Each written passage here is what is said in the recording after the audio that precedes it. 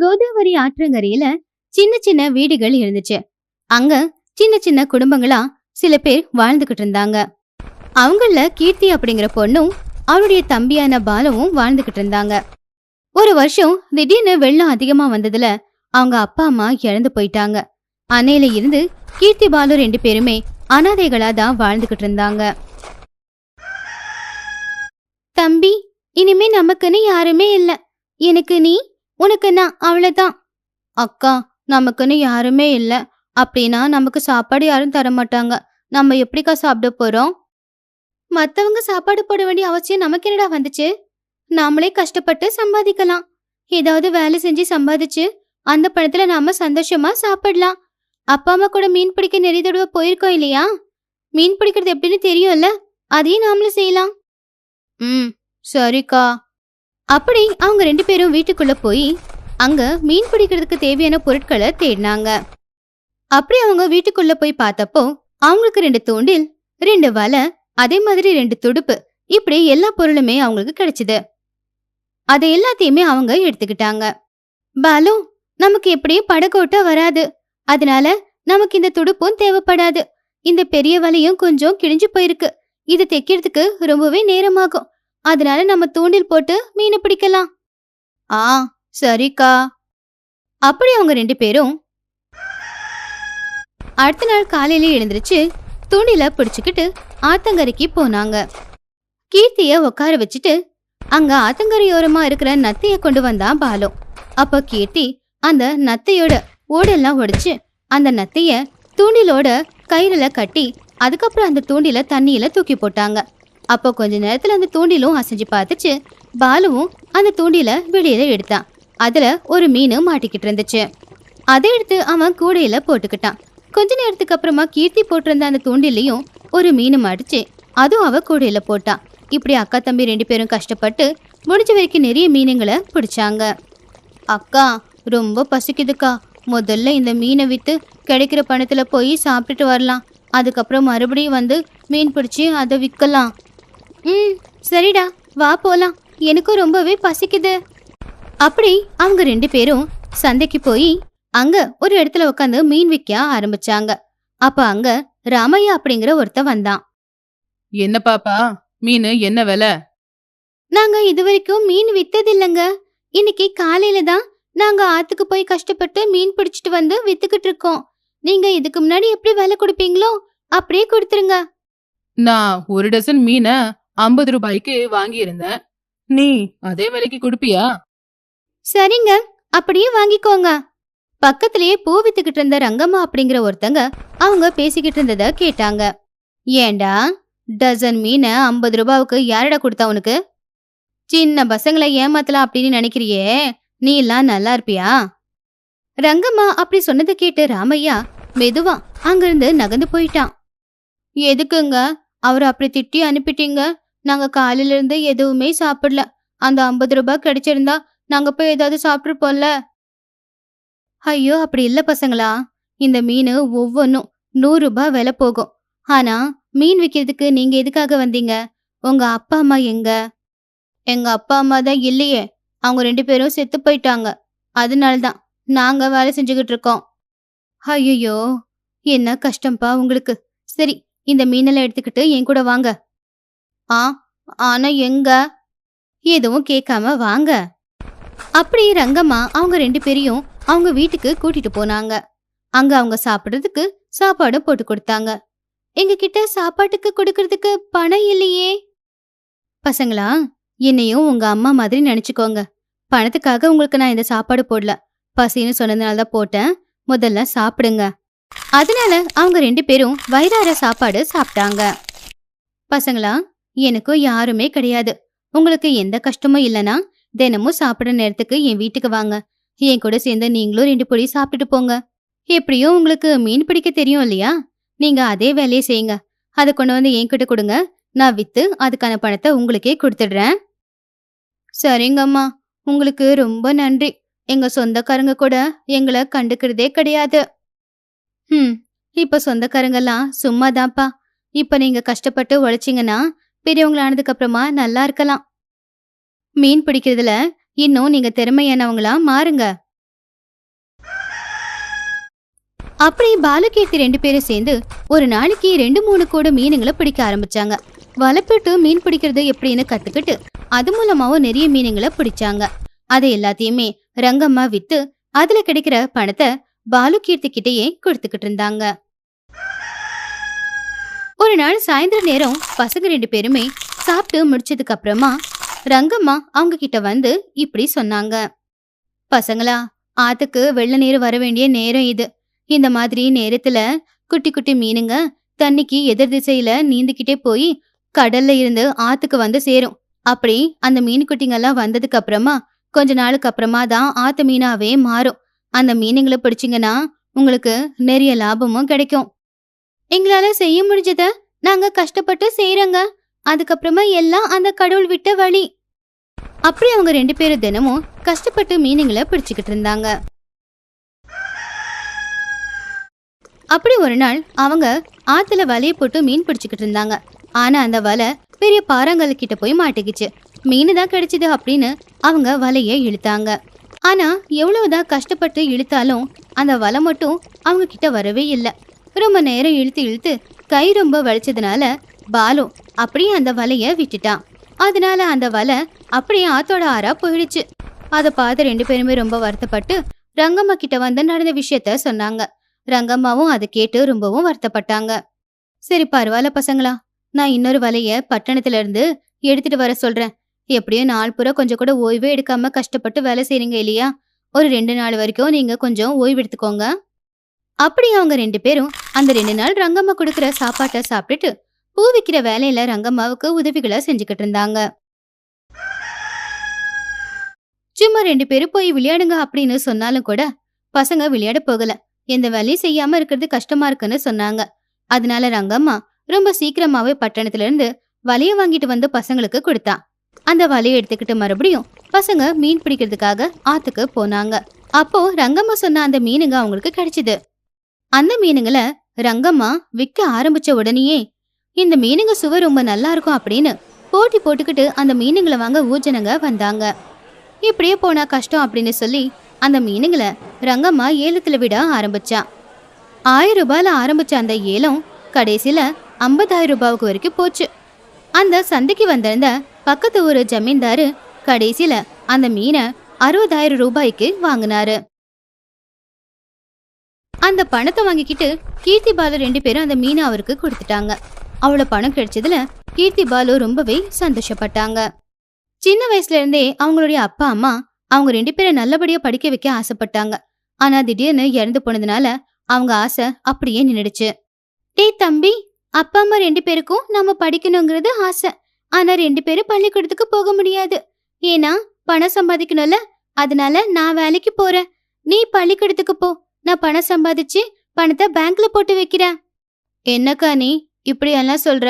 இப்ப வரைக்கும் எது செஞ்சாலும் 2 பேரும் ஒன்னா தானே செஞ்சுக்கிட்டு இருந்தோம். அது உண்மைதான்டா. ஆனா அப்பா அம்மா கண்ட கனவை நிறைவேற்றணும்ல. 2 பேரும் ஸ்கூலுக்கு போக முடியாது. நீ ஸ்கூலுக்கு போ. ரங்கம்மா இருக்காங்கல்ல, எனக்கு மீன் பிடிக்க அவங்க உதவி செய்வாங்க. சரிக்கா, அப்ப நான் படிச்சு அப்பா அம்மாவோட பேரை காப்பாத்துறேன்க்கா. அப்படி அன்னையில இருந்து கீர்த்தி மீன் பிடிச்சு வித்துக்கிட்டு தன்னுடைய தம்பிய படிக்க வச்சுக்கிட்டு இருந்தா. பாலுவும் ஸ்கூலுக்கு போய் நல்லா கவனமா படிச்சு நல்ல பேரையும் வாங்கிக்கிட்டு இருந்தான். அப்படி ரங்கம்மா செஞ்ச உதவியால கீர்த்தி பாலு 2 பேருமே ரொம்ப சந்தோஷமா இருந்தாங்க. சந்தனா சேகர் அப்படிங்கிற தம்பதிகளுக்கு கீர்த்தி அப்படிங்கிற ஒரு குழந்தை பிறந்துச்சு. சந்தனா சேகர் 2 பேருமே கீர்த்திய எந்த குறையும் இல்லாம நல்லபடியா வளர்த்தாங்க. கீர்த்தி சின்ன வயசுல இருந்தே ரொம்பவும் சுறுசுறுப்பா இருந்தா. எல்லா விஷயத்தையுமே புத்திசாலித்தனமா ஹேண்டில் பண்ணுவா. ஆனா கீர்த்திக்கு அந்த அளவுக்கு புத்திசாலித்தனத்தை கொடுத்த அந்த கடவுள் தாய் பாசத்தை அவகிட்ட இருந்து புடுங்கிட்டான். ஏதோ சில காரணங்களால திடீர்னு அவங்க அம்மா இறந்து போயிட்டாங்க. இப்ப கீர்த்தி தாய் இல்லாதவளா ஆயிட்டா. சொந்தக்காரங்க எல்லாருமே சேகரை 2வது ஒரு கல்யாணம் பண்ணிக்கோன்னு சொன்னாங்க. என்னப்பா சேகரு, இவ்வளவு சின்ன வயசுலயே உன் பொண்டாட்டி உன்னை விட்டுட்டு போயிட்டாளடா. எவ்வளவு பெரிய கஷ்டம் உனக்கு. உன் மனச நீ கல்லாதாண்டா மாத்திக்கணும். அந்த கடவுள் ஏன் இப்படி அநியாயம் பண்ணான்னு எனக்கு புரியல அக்கா. கீர்த்திய பார்த்தா இன்னும் சின்ன பொண்ணு. எனக்கும் வெளியே வேலை இருக்கு. நான் எப்படி அவளை பாத்துக்கிறது? எனக்கு நல்லாவே புரியுதுப்பா சேகர். கீர்த்திக்கு நிச்சயமா இன்னொரு அம்மா தேவைப்படும். ஏன்னா கீர்த்தி வளர்ந்து வர ஒரு பொண்ணு. அவளுக்கு தாய் பாசம் வேணும் இல்லையா? அதனால நான் சொல்றது கேளு. உனக்காக இல்லைனாலும் கீர்த்திக்காகவாவது 2வதா கல்யாணம் பண்ணிக்கோப்பா. இல்லக்கா, என் மனசு பூரா என் பொண்டாட்டி தான் இருக்கா. அவ இருந்த இடத்துல இன்னொருத்திக்கு இடம் கொடுக்க என்னால முடியாது. இப்படி சொன்னா எப்படிப்பா? நான் சொல்றத கேளுப்பா. உன் பொண்ணு வளர வளர அவளுக்கு துணைக்கு ஒரு தாய் ரொம்பவே முக்கியம். எல்லா விஷயத்தையும் பொம்பளை பொண்ணான கீர்த்தி ஒரு அப்பா கிட்ட சொல்ல முடியுமா சொல்லு? அதுக்காகவே அவளுக்கு அம்மானு ஒருத்தி தேவைப்படுவாடா. அதுக்காகவாவது கல்யாணம் பண்ணிக்கோ அப்படின்னு சொன்னாங்க. அதை கேட்டு சேகருக்கு கூட ரொம்பவே பயமாயிடுச்சு. அதனால சேகர் 2வது கல்யாணத்துக்கு சரி அப்படின்னு ஒத்துக்கிட்டான். சேகரோட அக்கா ஒரு சம்பந்தத்தை கொண்டு வந்தாங்க. அந்த பொண்ணு பேரு லதா. அப்படி சேகருக்கும் லதாவுக்கும் ஒரு நாள் கோவில்ல கல்யாணம் ஆச்சு. முதல்ல லதா கீர்த்திய ரொம்ப நல்லபடியா தான் பாத்துக்கிட்டா. அத பார்த்து சேகர் கூட ரொம்பவும் சந்தோஷப்பட்டான். இப்படியே சில நாட்களுக்கு அப்புறமா லதாவுக்கு ஒரு குழந்தை பிறந்துச்சு. அந்த குழந்தைக்கு அவங்க பாலுன்னு பேர் வச்சாங்க. தம்பி பிறந்ததுனால கீர்த்தியும் ரொம்பவும் சந்தோஷப்பட்டுக்கிட்டு இருந்தா. இப்படியே நாட்களும் போய்கிட்டு இருந்துச்சு. பாலு பிறந்ததுக்கு அப்புறமா லதா மொத்த பாசத்தையும் அவன் மேலதான் காட்டிக்கிட்டு இருந்தா. சொல்ல போன அவ கீர்த்திய வெறுக்கவே ஆரம்பிச்சிட்டா. காலையில இவ்வளவு நேரம் ஆனாலும் எரும மாடு மாதிரி இன்னும் படுத்து தூங்கிக்கிட்டு இருக்க? சீக்கிரமா எழுந்திருச்சு வாசல் பெருக்கி தெளிச்சு கோலம் போடு. அதுக்கப்புறமா வீட்டுக்குள்ள வந்து வீட்டெல்லாத்தையும் பெருக்கி ஈர துணிய வச்சு வீட்டெல்லாத்தையும் தொடச்சு விடு. இங்க பாரு, பாலு தூங்கிக்கிட்டு இருக்கான். நீ வேலை செய்யற அப்படின்னு சொல்லி ஏதாவது சத்தம் பண்ணி அவன் தூக்கத்தை நீ கெடுத்த, அப்படி இன்னைக்கு ஒரு புடி சோறு கூட உனக்கு நான் கொடுக்க மாட்டேன் அப்படின்னு கீர்த்திய திட்டி கையில இருக்கிற தொடப்பத்தை கீர்த்தி முகத்து மேல விட்டெறிஞ்சா. பாவம் கீர்த்தி கண்ணு தொடச்சுக்கிட்டு எழுந்துச்சு வந்து வீட்டு வாசல் எல்லாத்தையுமே பெருக்கிக்கிட்டு இருந்தா. அப்ப கீர்த்தி மனசுக்குள்ள இப்படி நினைச்சு வருத்தப்பட்டுக்கிட்டு இருந்தா. அம்மா பாத்தியாமா, உன் பொண்ணுக்கு இங்க எவ்வளவு கஷ்டம்னு? எதுக்குமா என்ன தனியா விட்டுட்டு போயிட்ட? நீ இங்க இருந்திருந்தா நானும் தம்பி மாதிரி ரொம்ப சந்தோஷமா இருந்திருப்பேன்லம்மா. நாள் பூரா வேலை செஞ்சு செஞ்சு எனக்கு கையெல்லாம் ரொம்ப வலிக்குதுமா. ஆனா சித்திக்கு மட்டும் என் மேல கொஞ்சம் கூட கருணையே இல்ல. வாய்க்கு வந்தபடி எல்லாம் திட்டுறாங்க. பத்தும் பத்தாத சாப்பாடு தான் கொடுக்கறாங்க. சில நேரத்துல கெட்டு போன சாப்பாடு தாமா எனக்கு கொடுக்கறாங்க. அப்பா இருக்கிற வரைக்கும் மட்டும்தான் என்ன நல்லா பாத்துக்கிற மாதிரி நடிக்கிறாங்கம்மா. அப்பா வெளியில போனதுக்கு அப்புறமா என்ன வீட்டு வேலைக்காரி மாதிரி தாமா நடத்துறாங்க. அப்படி அவ மனசுக்குள்ளேயே வருத்தப்பட்டுக்கிட்டு லதா சொன்ன எல்லா வேலைகளையுமே செஞ்சுக்கிட்டு இருந்தா. அதுக்கப்புறமா கீர்த்தி ஸ்கூல் பேக் எல்லாத்தையும் ரெடி பண்ணிக்கிட்டு குளிச்சு முடிச்சு ஸ்கூலுக்கும் தயாரானா. என்னடி இவ்வளவு வேக வேகமா ரெடி ஆகிக்கிட்டு இருக்க? எங்க போற? சித்தி, வெயில் கால லீவு தான் முடிஞ்சு போச்சே. ஸ்கூல் எல்லாம் ஓபன் பண்ணிருப்பாங்க. அதனாலதான் ஸ்கூலுக்கு போறதுக்காக தயாராயிருக்கேன் சித்தி. ஏன் நீ ஸ்கூலுக்கு போயிட்டா இங்க சமையல் வேலை வீட்டு வேலை யார் பாப்பாங்க? உங்க அப்பாவை 2வதா கல்யாணம் பண்ணிக்கிட்டதே பெரிய விஷயம். இதுல உங்க எல்லாருக்கும் உட்காந்து நான் சமைச்சு வேற போடணுமா? போ போ, அந்த ஸ்கூலுக்கு போற பைய தூக்கி போட்டுட்டு வீட்டுல இருக்கிற வேலை என்ன இருக்கோ அதை போய் பாரு. இன்னொரு தடவை இந்த ஸ்கூல் பேக உன் தோல்ல மாட்டிக்கிட்டு நீ வெளியே போறத பார்த்த அப்புறம் என்ன ஆகும்னு தெரியும்ல. ஆனா ஏன் சித்தி, ஏன் இப்படி சொல்ற? என் வயசு பசங்க எல்லாருமே ஸ்கூலுக்கு போய் நல்லா தானே படிச்சுக்கிட்டு இருக்காங்க. ஆனா நீ என்ன சமையல் அறைக்கு போய் சமையல் செய்ய சொல்ற? ஆனா எனக்கு நல்லா படிக்கணும் போல இருக்கு. எனக்கு படிக்கிறதுனா ரொம்ப பிடிக்கும். நான் நல்ல மார்க்கும் எடுப்பேன். அப்பா எப்பவுமே என்ன நல்லா படிக்கிறேன்னு பாராட்டுவாரு. அப்பா, இப்ப நல்ல மார்க் எடுத்து படிச்சு நீ என்ன கலெக்டர் ஆக போறியா, டாக்டர் ஆக போறியா? வாயை முடிக்கிட்டு வீட்ல இரு. பொம்பளை பொண்ணு வீட்ல இருந்து வீட்டு வேலை எல்லாத்தையும் கத்துக்கணும். அப்பதான் போற இடத்துல பொழைக்கவாவது முடியும். இங்க பாரு, இப்பவே உன்கிட்ட சொல்லிடுறேன். உங்க அப்பா நீ ஏன் ஸ்கூலுக்கு போலன்னு கேட்டா எனக்கு படிக்கிறதுல விருப்பம் இல்ல அப்படின்னு தான் சொல்லணும்.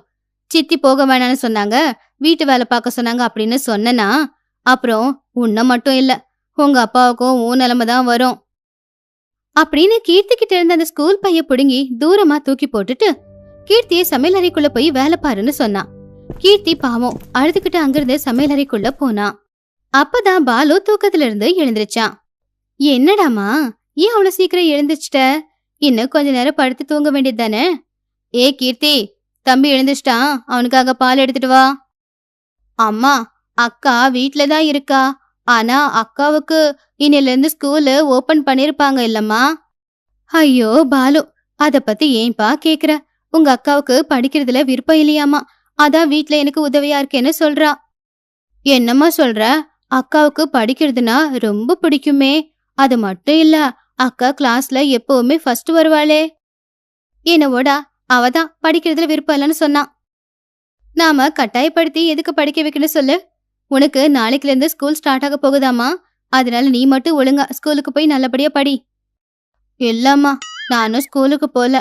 எனக்கு கூட அக்கா மாதிரியே படிக்கிறதுல விருப்பம் இல்லம்மா. என்னடா இப்படி சொல்ற? உன் மேல நான் எவ்வளவு ஆசை வச்சிருக்கேன். உன்னை நல்லா படிக்க வச்சு டாக்டர் ஆக்கலாம் நினைச்சுக்கிட்டு இருக்கேன். ஆனா நீ என்னமோ ஸ்கூலுக்கு போகவோ பிடிக்கலன்னு சொல்ற. அப்படிலாம் சொல்லக்கூடாதுப்பா, நல்ல புள்ள இல்ல. ஒழுங்கா நீ ஸ்கூலுக்கு போய் நல்லபடியா படிக்கணும். வேணும்னா ஸ்கூல் விட்டு வந்ததுக்கு அப்புறமா போன்ல கேம்ஸ் விளையாட கொடுக்கறேன். அப்படியே தினமும் உனக்கு என்ன வேணுமோ அதை சமைச்சு கொடுக்கறேன் அப்படின்னு புள்ளகிட்ட ரொம்ப பாசமா கெஞ்சிக்கிட்டு இருந்தா லதா. இது எல்லாத்தையுமே சமையலறையில இருந்து பால் கொண்டு வந்துகிட்டு இருந்த கீர்த்தி கேட்டுக்கிட்டு இருந்தா. பாவம், அவளுக்கு ரொம்பவே வருத்தம் ஆயிடுச்சு. ஒருவேளை எனக்கும் அம்மா இருந்திருந்தா என்னையும் நல்லா படின்னு சொல்லுவாங்க. காலையில எழுந்துச்சதும் என்ன ஸ்கூலுக்கு ரெடி பண்ணி அனுப்பி வைப்பாங்க அப்படின்னு வருத்தப்பட்டுக்கிட்டு இருந்தா. அப்போ லதா சத்தமா இப்படி சொன்னா. அடியே வீணா போனவளே கீர்த்தி, எத்தனை தடவை கூப்பிடணும் உன்ன? என் புள்ள எழுந்திருச்சு எவ்வளவு நேரமாச்சு? பால் தானே கொண்டு வர சொன்ன. என்ன மாட்டு காம்புல இருந்து பால் கறந்தா கொண்டு வர? சீக்கிரமா கொண்டு வந்து தொலை அப்படின்னு சத்தமா கத்துன உடனே கீர்த்தி வேகமா ஓடி வந்து பாலுவுக்கு பால் கொடுத்தா. அப்போ கீர்த்தி மேல இருந்து கீழே பார்த்த பாலு இப்படி கேட்டான். என்னக்கா இப்படி இருக்க? உடம்பெல்லாம் பாவம் வேர்த்து கொட்டி இருக்கு, பார்க்க ரொம்ப சோர்வாவும் இருக்க அப்படின்னு பாலு கேக்கும்போது கீர்த்தி அதுக்கு ஏதோ பதில் கொடுக்க போகும்போது லதா குறுக்க வந்து இப்படி சொன்னா. ஒன்னும் இல்ல பாலு, சில நாளா பாவம் இவளுக்கு பைத்தியம் பிடிச்சிருக்கு. அனலா இருக்கிற இடத்துல இருந்தா பைத்தியம் குறையுமாமா. அதனாலதான் குணமாகணும்ல, அத சமையல இருக்க சொன்னேன் அப்படின்னு லதா பாலு கிட்ட பொய்ய சொல்லி கீர்த்திய மறுபடியும் சமையலறைக்கு போன்னு சொல்லிட்டா. பாவம் கீர்த்தி ரொம்ப கஷ்டப்பட்டு சமையலறையில சமையல் பண்ணிக்கிட்டு இருக்கும்போது பாலு மட்டும் ஹால்ல உட்காந்துக்கிட்டு சந்தோஷமா போன்ல கேம் விளையாடிக்கிட்டு இருந்தான். கீர்த்தி ரொம்ப சின்ன பொண்ணுங்கிறதுனால அவளால சரியா வேலை செய்ய முடியாம பாவம் கைய சுட்டுக்கிட்டா. அம்மா, என் கை ரொம்ப எரியுது. ஐயோ, கை ரொம்ப வலிக்குது வேற அப்படின்னு கீர்த்தி அழுதுகிட்டு இருந்தா. அப்போ லதா அந்த சத்தத்தை கேட்டு அங்க வந்து கீர்த்திய பார்த்து அவ ரொம்பவே கோவமா அவளை பிடிச்சி கத்திக்கிட்டு இருந்தா. என்னடி, ஒழுங்கா உனக்கு வேலை செய்ய தெரியாதா என்ன? இப்படி கைய சுட்டுக்கிட்டா உன்னை வேலை செய்ய வேண்டான்னு சொல்லிடுவேன்னுதான் இப்படி எல்லாம் பண்ணிக்கிட்டியா? வேலை செய்ய திருட்டுத்தனம் பண்ணனா அப்புறம் நான் என்ன பண்ணுவேன்னு தெரியாது. அழுததெல்லாம் போதும், கைய கழுவிட்டு வந்து மத்த வேலைய பாரு. அது இல்ல சித்தி, கை ரொம்ப எரியுது சித்தி. இந்த எரிச்சல் கொஞ்சமாவது குறையறதுக்கு, கை சில்லுன்னு ஆவறதுக்கு ஏதாவது ஆயின்மெண்டாவது பூசு சித்தி. அதுக்கப்புறமா நான் மத்த வேலை எல்லாத்தையுமே பாத்துக்கிறேன் அப்படின்னு சொன்னா கீர்த்தி. ஓஹோ, உன்னால எரிச்சலை தாங்கிக்க முடியலையா? அதுக்கு நான் என்ன பண்ண முடியும்? நான் இதுல ஏதாவது தப்பு பண்ணனா? நீயே தானே நெருப்புல கை வச்சு சுட்டுக்கிட்ட. இப்படி பண்ண வேலையெல்லாம் யாரு பாப்பாங்களாம்? மருந்தும் இல்ல, ஒன்னும் கிடையாது. மருந்து போட்டா வேலையும் செய்ய முடியாது அப்படின்னு திட்டிட்டு லதா மறுபடியும் அங்கிருந்து போயிட்டா. பாவம் கீர்த்தி வலி தாங்கிக்கிட்டே அவளால செய்யவே முடியலனாலும் கஷ்டப்பட்டு எல்லா வேலைகளையுமே செஞ்சுக்கிட்டு இருந்தா. பாவம் வலியால அன்னைக்கு நைட் அவளால தூங்க கூட முடியல. அவங்க அம்மாவை பத்தியே யோசிச்சுக்கிட்டு வலிய தாங்கிக்கிட்டு அவ அழுதுகிட்டே இருந்தா. அப்படியே தூங்கவும் செஞ்சா. அடுத்த நாள் காலையில எழுந்திருச்சு அவங்க அம்மா போட்டோ முன்னாடி போய் நின்னு கீர்த்தி அவங்க அம்மா கிட்ட அவ கஷ்டங்களை சொல்லிக்கிட்டு இருந்தா. உடனே கீர்த்திக்கு தெரியாத ஏதோ ஒரு சக்தி உடம்புக்குள்ள வந்துருச்சு. உடனே வலி எல்லாமே மறைஞ்சு போச்சு. அது மட்டும் இல்லாம அவளுக்கு நிறைய தைரியமும் வந்துச்சு. என்னடி கீர்த்தி, உங்க அம்மா போட்டோ முன்னாடி நின்னுக்கிட்டு அழுதுகிட்டு என்ன பண்ணிக்கிட்டு இருக்க? இந்த வீட்ல நீ இருக்கிறது எனக்கு சுத்தமா பிடிக்கல. இதுல உங்க அம்மாவோட போட்டோ வேற மாட்டி வச்சிருக்க. தூக்கி எறிய போறேன் பாரு அப்படின்னு கோவமா அந்த போட்டோவை எடுக்க போகும்போது கீர்த்தி உடனே அவங்க சித்தியோட கைய தடுத்து இறுக்கமா பிடிச்சிட்டா. அதுக்கப்புறம் ஒத்த கையிலேயே லதாவை தூக்கி எரிஞ்சிட்டா. ஐயோ அம்மா, என்ன இது? இந்த கீர்த்திக்கு திடீர்னு இவ்வளவு பலம் வந்துருச்சு. ஆனா எப்படிப்பா அப்படின்னு ஆச்சரியப்பட்டுக்கிட்டு இருந்தா லதா. ஆனா கீர்த்திக்கு மட்டும் அவ படுற கஷ்டத்தை தாங்க முடியாம அவங்க அம்மா அவளுக்காக கொடுத்த வரோம் அப்படிங்கறது புரிஞ்சுது. மறுபடியும் லதா கீர்த்தி அடிக்கிறதுக்காக பக்கத்துல போனா. இந்த தடவை கீர்த்தி உஃப்னு ஒரு ஊது ஊதுனா. அவ்வளவுதான், திடீர்னு வீசின காத்துல லதா பாவம் பறந்து போய் தூரமா விழுந்துட்டா. லதாவோட உடம்பு எல்லாமே அடிபட்டுச்சு. அட கடவுளே, உடம்பெல்லாம் இப்படி வலிக்குது. இவளுக்கு ஏதோ சக்தி வந்துருச்சு போல. அதான் என்ன ஃபுட்பால் மாதிரி வச்சு விளையாடுறா. ஐயோ, இவகிட்ட கொஞ்சம் பார்த்துதான் இருக்கணும் அப்படின்னு சொல்லி லதா மறுபடியும் வீட்டுக்குள்ள போனா. கொஞ்ச நேரத்துக்கு அப்புறமா லதா கீர்த்தி கிட்ட இப்படி சொன்னா. கீர்த்தி, சீக்கிரமா போய் சமையல் பண்ணு, எனக்கு பசிக்குது. நான் எதுக்கு செய்யணும்? நான் செய்ய மாட்டேன். வேணும்னா நீயே போய் செய்யி. என்னடி என்கிட்டயே திமிரா பேசிக்கிட்டு இருக்க? இரு, உன் கைய இப்ப என்ன பண்ண போறேன்னு பாரு அப்படின்னு உடனே உள்ள போய் அடுப்புல தோசைக்கரண்டியை வச்சு சுட்டு எடுத்து கீர்த்திக்கு சூடு வைக்கிறதுக்காக கொண்டு வந்தா. உடனே கீர்த்தி கொஞ்சம் கூட பயப்படாம அவகிட்ட இருக்கிற தோசைக்கரண்டியை புடுங்கி திரும்பி அவளுக்கே கையில சூடு வச்சுட்டா. உடனே லதா எரிச்சல் தாங்க முடியாம சத்தமா கத்திக்கிட்டு இருந்தா. இங்க பாரு சித்தி, இன்னொரு தடவை என்ன மிரட்டி வேலை வாங்க வைக்கலாம் அப்படின்னு முயற்சி பண்ணாத. அப்படி பண்ணா உனக்குதான் அது கஷ்டம். இன்னையில இருந்து நான் ஸ்கூலுக்கு போய் நல்லபடியா படிக்க போறேன். நீ வீட்ல இருந்து எல்லா வேலையும் செஞ்சு வை. இல்லன்னு வச்சுக்கோ, அப்பா ஊர்ல இருந்து வந்த உடனே நீ என்ன படுத்துற கொடுமை எல்லாத்தையுமே அப்பா கிட்ட சொல்லிடுவ. அப்பா கழுத்தை பிடிச்சி உன்னை வெளியில தள்ளிடுவாரு.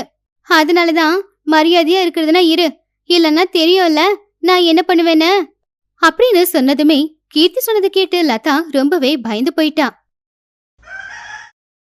அன்னையில இருந்து லதா கீர்த்தியை பார்த்து பயந்து போய் அவளுக்கு என்னென்ன வேணுமோ எல்லாத்தையும் செஞ்சு கொடுத்துக்கிட்டு இருந்தா.